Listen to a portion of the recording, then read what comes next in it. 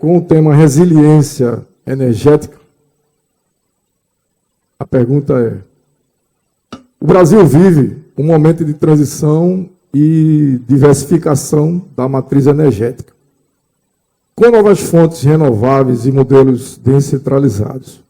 Como as empresas têm se preparado para garantir continuidade da operação diante de picos de demanda, eventos climáticos extremos e falhas sistêmicas?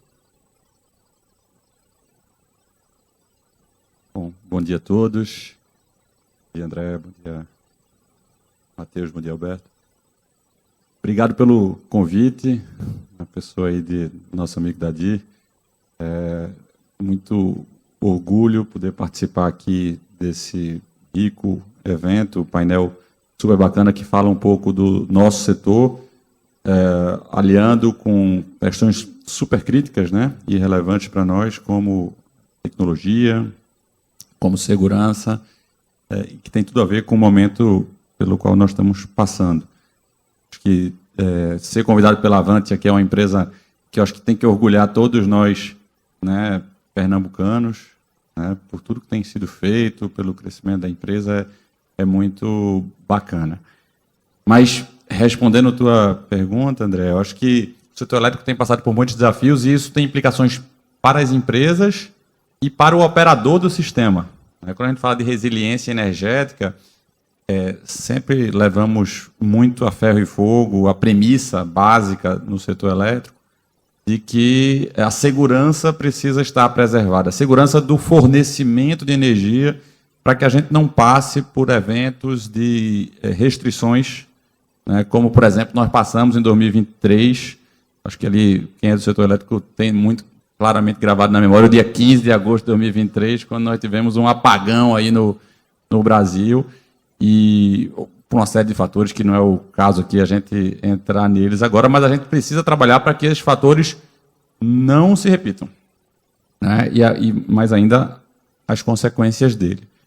E no setor elétrico tem uma particularidade muito interessante, que talvez nem todos saibam, que é o fato de que a geração e o consumo de energia precisam ser iguais a cada momento, né?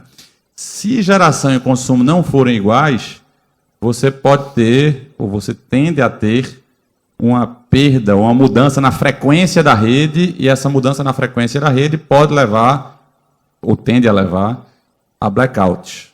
Então, a gente tem uma situação particular no nosso setor, que é o seguinte: excesso de energia gera falta de energia, né?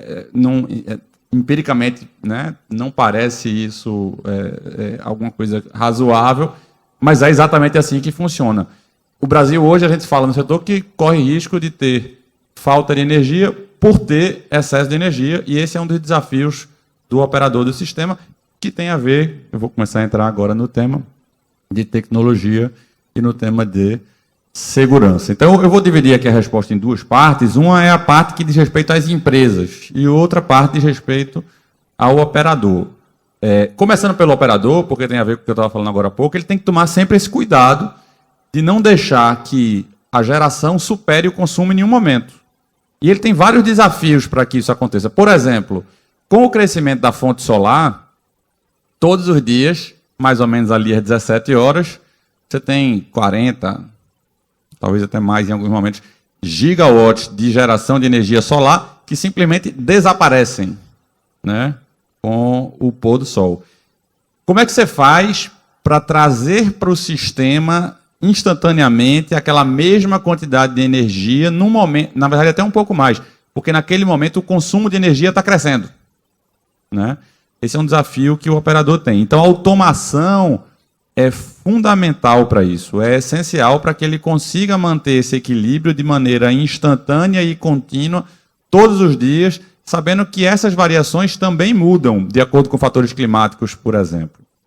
Então, questões como inteligência artificial, que o Teco estava falando aqui agora, tem tudo a ver e são essenciais nesse momento para que o setor possa operar de maneira efetiva, sem gerar riscos desses apagões.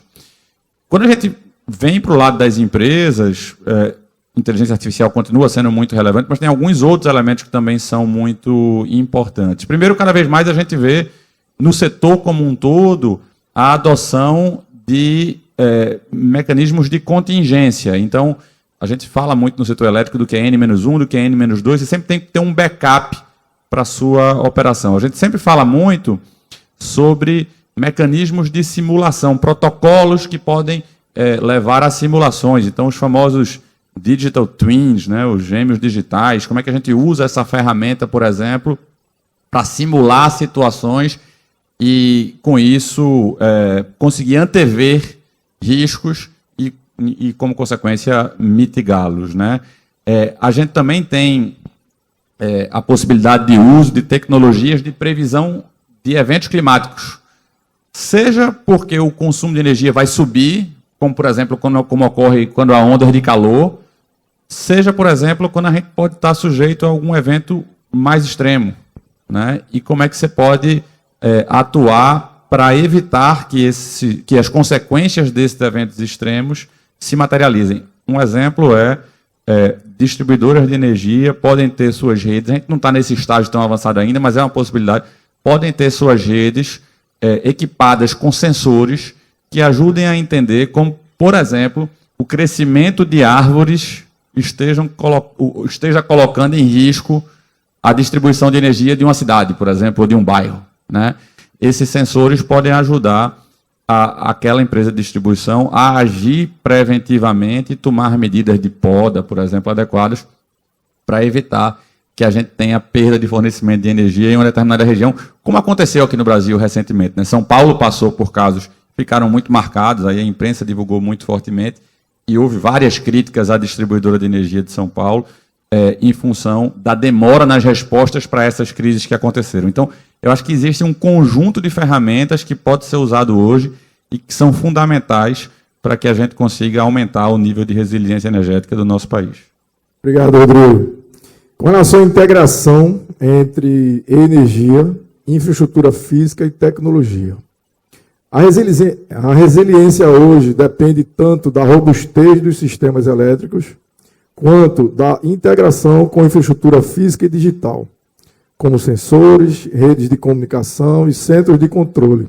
Em que estágio estamos nessa convergência entre energia, telecom e TI, e quais avanços ainda são necessários para torná-la mais eficiente? Show de bola, né? O Rodrigo deu uma aula aqui de setor elétrico, né? Primeiramente, bom dia a todos. É um prazer também estar aqui para falar das duas coisas que eu mais amo. Amo, assim, energia é o que eu mais amo, né? Tecnologia eu não entendo muito também não, mas eu gosto também, sou enxerido. Mas o fato é que, tirando as minhas filhas, né? E a minha esposa eu acho que é em quarto lugar, mas minhas filhas, energia, tecnologia, tomara que não seja filmado. Não está gravando não, né? Mas brincadeiras à parte, é um prazer estar aqui para falar. Eita, Teco, me ajuda depois, tá? Apaga isso aí. Mas, pegando a introdução do Rodrigo, né? O setor elétrico brasileiro ele é extremamente complexo, né? E a gente saiu de uma evolução muito grande, principalmente com a inserção das energias renováveis no setor. Então, se nós pegarmos ali não muito longe, né? Há uns 25 anos atrás, basicamente o sistema era um sistema hídrico. Desde pequenininho a gente sabe que o sistema é hídrico, tem que chover, tem reservatório. E com a mudança do governo Lula para cá, o sistema ele passou a ter mais robustez, segurança energética, né? Que é basicamente a inserção de usinas térmicas no sistema. E por que isso gera robustez, isso gera segurança, essas usinas térmicas? Elas geram porque, para ter um sistema hídrico com reservatório, precisa chover. Se não chove, você não tem energia. Por isso que gerou-se esse apagão da época do governo FHC. Então, com as usinas térmicas, você tem a segurança energética, que a gente chama de energia de base, pelo fato de você ter o combustível ali para queimar aquele combustível e gerar ali aquela demanda de energia necessária naquele determinado momento. Mas, de uns 10, 15 anos para cá, a inserção de eólica e solar na matriz acabou criando uma complexidade muito grande no sistema. O Rodrigo falou bem aqui em relação à energia solar, num fenômeno em relação à carga e consumo, né? Onde, principalmente nesses sistemas renováveis, a gente não tem o que a gente chama ali de inércia de consumo, de carga, na verdade. Porque quando você tem uma usina solar, passa uma nuvem, ela cai muito, muito rapidamente a geração. E quando volta, ela volta em picos, né? Ela não volta numa curva flat. Então, o que ocorre que o Rodrigo colocou aqui muito bem, pegando essa introdução dele. Você tem um aumento da geração solar, conforme vai iniciando o dia, ela chega num pico, então, vamos pensar que a carga está aqui, a relação entre geração e carga líquida, ela vai reduzindo conforme o dia. Chega às 5 horas da tarde, ela cai abruptamente. Isso forma um negócio que a gente chama de curva do pato, isso aqui, ó, em relação à carga.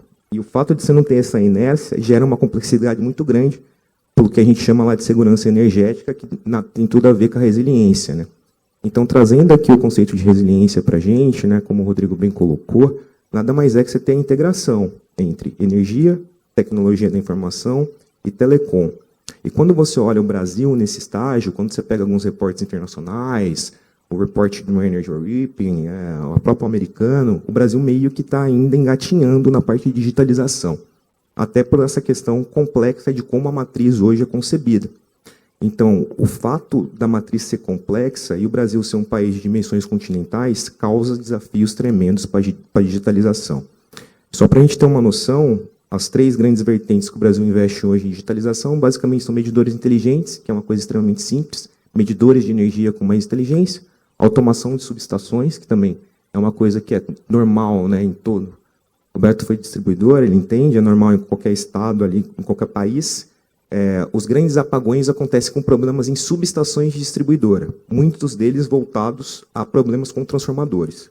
E aí depois a gente entra no mérito ali de como tentar corrigir isso. E o grande outro problema que a gente tem em relação é a inserção, de fato, de smart grids, que a gente chama, de redes inteligentes aliadas ali à IA regenerativa, preditiva, que nem o Teco colocou aqui. Então, o Brasil ainda está engatinhando nisso. Para a gente pegar um comparativo, hoje no Brasil tem cerca mais ou menos de 600 mil ali, que a gente chama de smart meters, ali, medidores inteligentes. Quando você pega os Estados Unidos, você tem mais de 150 milhões de medidores. E é uma coisa simples. A distribuir lá e trocar o medidor da sua casa.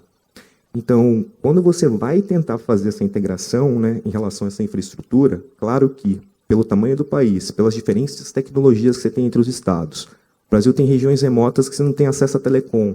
Então, você teria que ter um investimento maior privado ali em 5G, porque não adianta você ter a infraestrutura física, não adianta você ter ali a infraestrutura tecnológica, mas também não ter telecom, para ajudar as automações dessas subestações, desses sistemas mais inteligentes. Então, a gente está ali no interim de não temos ali um sistema tão robusto em relação à integração, mas a gente também não consegue muito quantificar o quanto investir nesses sistemas em determinadas regiões, o quanto de benefícios se traz. E se a gente for olhar do outro ponto de vista, isso pode ser até uma oportunidade, né? Que o Brasil pode aproveitar as melhores tecnologias que já deram certo em outros locais do mundo, né? Andar ali, pegar um atalho ali, andar um pouquinho mais rápido e aplicar aqui para tentar trazer essa maior integração. E olhando só para finalizar os desafios, pegando aqui o que o Rodrigo colocou, basicamente hoje, né, você tem várias predisposições de estudos muito legais, né? Ele colocou muito bem aqui no dia 15 de agosto, que foi uma subestação da Chesf, Xadá, 25 estados do Brasil ficaram sem energia. Vocês imaginam o custo que isso gera? No setor elétrico a gente fala que energia não tem preço, né? O maior preço da energia é ficar sem energia. Então, em relação a custo, imagine o caos que deve ter sido o sistema. E hoje você tem várias instituições, que nem o Teco colocou aqui, que hoje está muito voltado para health, né? Como Digital Twins, que você poderia ficar ali olhando essas subestações com inteligência artificial, predispondo ali quando que ela poderia dar problema e agir antes da falha acontecer. Outra coisa que é bem legal também é a questão da gestão da demanda, que é o problema que a gente tem no setor elétrico. Você tem, por exemplo, uma empresa no Reino Unido chamada Octopus, não sei se já ouviram falar. Ela é um chamado agregador de demanda. Ela estuda, basicamente, as unidades consumidoras da casa de vocês e olha o seu perfil de consumo. E ela olha ali, esse cara trabalha à noite, ele consome durante o dia, ele trabalha de manhã, e ela tem todos esses dados e ela ajuda o operador do sistema a vender essa energia e falar para o operador naquela micro-região qual é o momento que aquilo ali vai precisar ou faltar energia com base numa predisposição de ar, que é muito legal. Isso ajudaria muito o sistema, mas o fato é que ainda o Brasil, de fato, está engateando, então a gente tem esses desafios aí para conseguir seguir.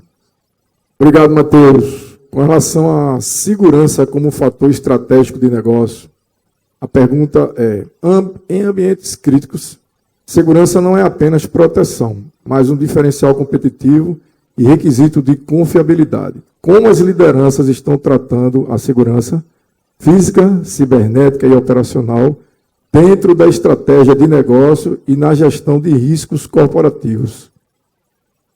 Bom dia Garrido, bom dia Matheus, bom dia Rodrigo, bom dia a todos. Eu não estou no setor elétrico, mas estive por 18 anos até agosto, agora recente, e voltei para a área industrial, que no passado também eu estava na indústria. E antes de responder a tua pergunta, Garrido, só fazer um link com a turma, assim, que o Rodrigo e o Matheus foram no estratégia sob o ponto de vista de negócio, e olhar um pouco da tecnologia da informação e tecnologia operativa. Mesmo acontecendo esses cenários, a gente tem que estar respaldado, né? E como as tecnologias estão disponíveis hoje, a gente tem que ter ambientes críticos, redundantes, e aí a disponibilidade, o rol de ferramentas que temos hoje é imenso. E também no sentido de precaver, né? Precaver como? A gente está vendo agora a palestra de Teco Sodré, e a gente ensaiou fazer POC, né, na empresa onde eu estava, nesse sentido, para não ter paralisações, né? Como usando câmeras termais, por exemplo, em subestações, que estavam gerando alertas que poderiam fazer uma intervenção de forma preditiva, né? E outras, assim, eu cheguei a fazer, não por acaso eu cuidava da parte de inovação digital disruptiva, na empresa onde eu estava, e a gente teve a oportunidade de fazer provas de conceitos para garantir uma continuidade do negócio ou até evitar uma parada por longo tempo, enfim.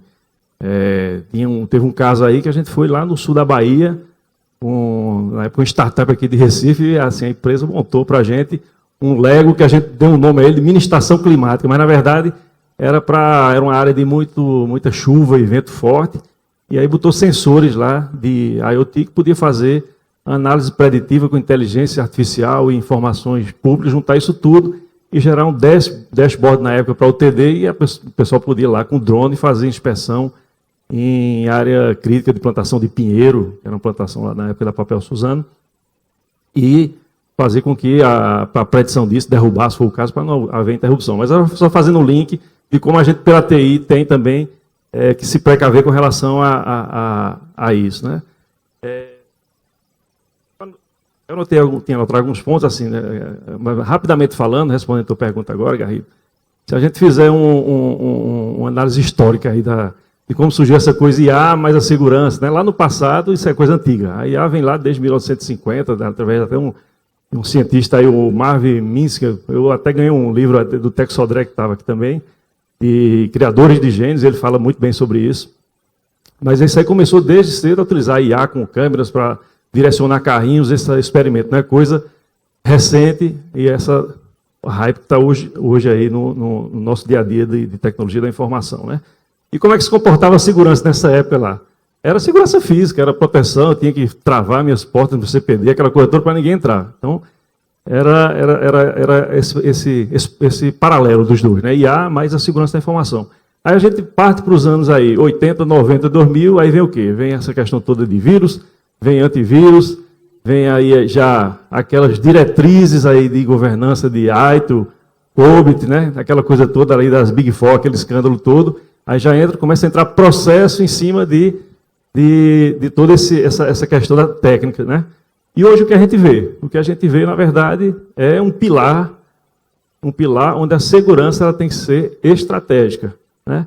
Esse pilar envolvendo a governança, movida aí por recentes diretrizes de LGPD, o impulso aí da automação por IoT, e a própria TI, esse respaldo todo, esse ferramental todo que a gente tem. Então, não tem como ela deixar de ser estratégica. Tem que ser estratégica hoje nas empresas, nas grandes, ela não é nem uma área que fica dentro da área de TI, ela sai da área de TI, de fato, né? Mas é obrigação hoje de toda a empresa ter essa célula de segurança da informação e com olhar para o negócio, para garantir essa questão de continuidade, riscos, auditoria. As empresas hoje são medidas hoje pelo risco que tem em bolsa, tudinho. Beleza? Muito obrigado, Alberto. E para André, finalizar, eu pergunto ao Rodrigo. Desculpa. Eu só ia colocar um ponto aqui, acho que nesse tema super relevante que o Alberto estava tratando. Até para usar um pouco do exemplo lá do grupo. Eu trabalho no grupo Cornélio Brenan, a gente trouxe o tema da cibersegurança, Alberto, para a esfera do Conselho de Administração já há algum tempo, e essa é uma pauta que está presente na agenda temática e é discutida pelos conselheiros, acionistas do grupo, periodicamente, dada a relevância do tema. Mais recentemente, a gente começou a olhar e dizer assim, inteligência artificial precisa ter, no mínimo, a mesma atenção que o tema de cibersegurança começou a ter lá atrás.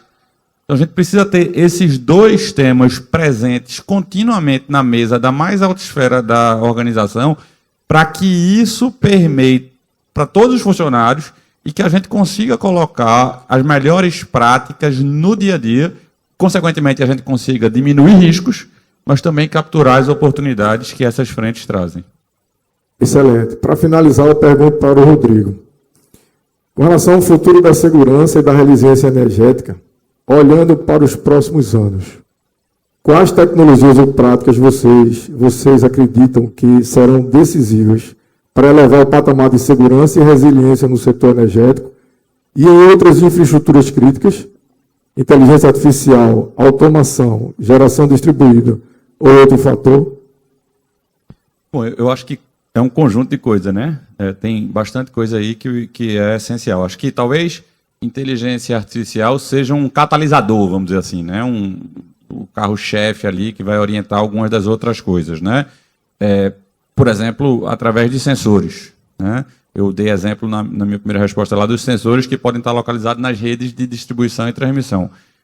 A gente tem nossos parques e somos parceiros, né, da Avantia, que nos ajuda a monitorar do ponto de vista físico e isso gera respostas de tecnologia, alguns dos riscos que às vezes a gente, quando é de outro setor, nem pensa assim, mas eu tenho um parque solar e esse parque pode ter a invasão de um animal que pode eventualmente danificar uma conexão e aquele dano pode ter consequências para ele, animal, e também para a gente, do ponto de vista da geração. Os dois aspectos precisam ser muito bem monitorados. Então, a tecnologia ajuda de forma muito decisiva a fazer esse tipo de trabalho. Às vezes animais grandes, às vezes animais pequenos, mas sensores que permitem que a gente consiga monitorar muito bem esse tipo de coisa.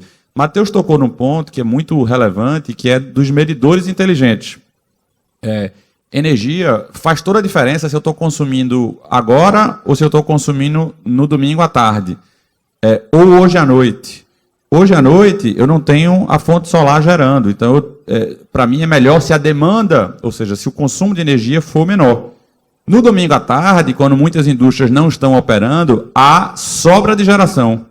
Então como é que nós, no caso, os agentes que estão do lado da legislação, da regulação, podemos incentivar o consumo de energia, por exemplo, nos fins de semana, onde há muita sobra de energia, e desestimular o consumo de energia, por exemplo, naquele horário que fica ali entre as 5h30 da tarde e as 8h30 da noite, quando tem muito consumo normalmente e a geração está mais baixa, você precisa recorrer à termoelétrica, que é uma fonte mais cara.